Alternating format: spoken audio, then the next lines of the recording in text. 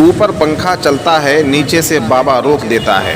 क्या आप भी अपने बेड पर पड़े हुए पंखा बंद करने में सुस्ती महसूस करते हैं? क्या आपके फ़ैन का स्विच आपसे दूर है? तो आप इस बाबा जी से संपर्क कर सकते हैं।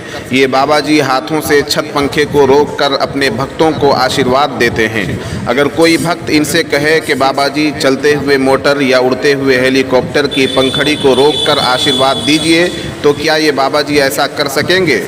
चलते हुए पंखे को रोकना टैलेंट तो हो सकता है, लेकिन आशीर्वाद देने और बाबागिरी की दुकान चलाने का जरिया बिल्कुल नहीं।